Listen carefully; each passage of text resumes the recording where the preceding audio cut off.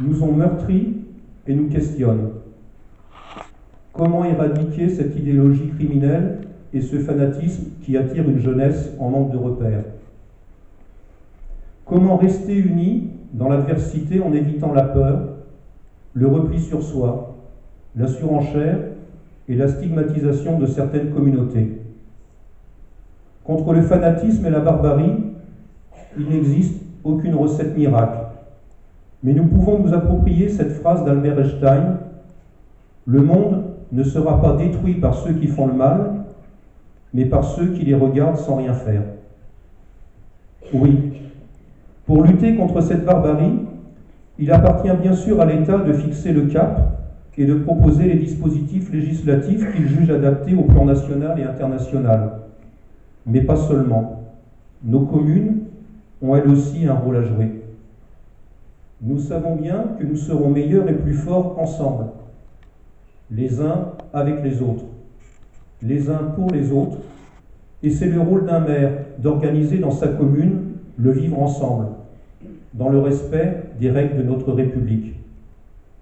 Bien sûr, dans un pays riche de sa diversité, enrichi tout au long de son histoire par l'apport de populations d'origines diverses, de religions ou philosophies multiples, il faut réaffirmer le droit à la différence, le droit d'être soi, certes. Mais nous devons aussi revendiquer notre devoir de ressemblance, notre devoir de partage d'idées, de partage de services, notre devoir de solidarité, dont je vous rappelais les vertus il y a quelques instants. La lutte contre l'exclusion, le racisme et le communautarisme doit être un réflexe quotidien. Notre vigilance ne doit jamais baisser. Pour cela, il faut commencer par donner l'exemple et faire attention aux mots que nous utilisons, car ils peuvent être dangereux. Certains mots peuvent être employés pour blesser et humilier, pour nourrir la méfiance et la haine. D'autres peuvent être détournés de leur sens profond et alimenter des intentions de hiérarchie et de discrimination. D'autres, bien sûr, sont beaux et heureux et viennent apaiser les craintes et redonner confiance à ceux qui doutent.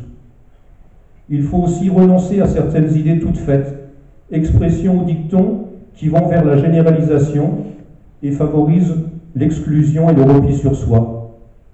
Ce combat commence donc par un travail sur le langage. Pour lutter contre ces comportements, pour éviter le vote extrême de gens qui désespèrent parfois de la République, pour favoriser le vivre ensemble, je suis convaincu qu'il faut agir sur deux leviers.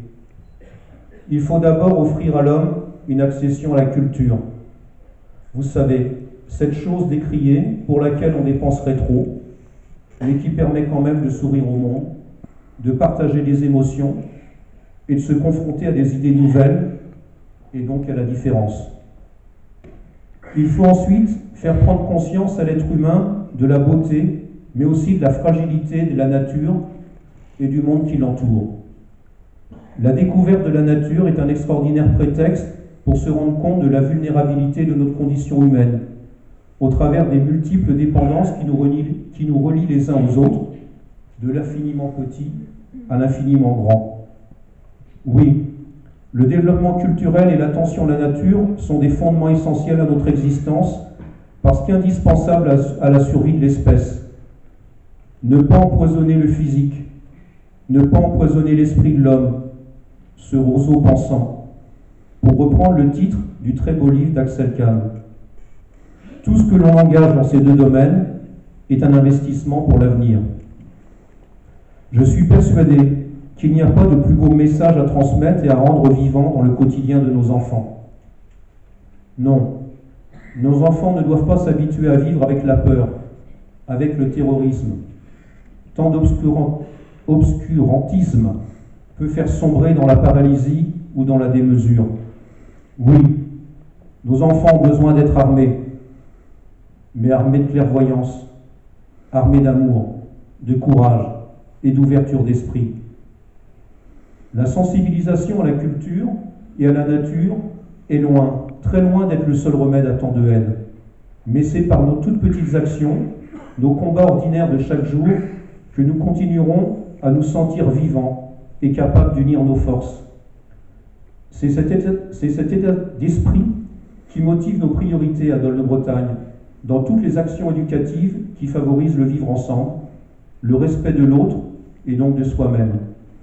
Permettre à des jeunes de vivre des expériences où leur esprit critique est développé, les ouvrir au monde et à sa diversité par la musique, la lecture, le spectacle, respecter des règles par la pratique sportive, s'intégrer au sein d'un collectif dans une association ou un espace jeune, constituent des apprentissages essentiels pour que chacun trouve sa place, puisse s'épanouir dans le respect des autres et tourner le dos à tout endoctrinement sectaire. Pour se convaincre que nous sommes déjà sur la bonne voie, je vous propose une rétrospective en images des principaux temps forts de l'année qui vient de s'écouler à Dole de Bretagne.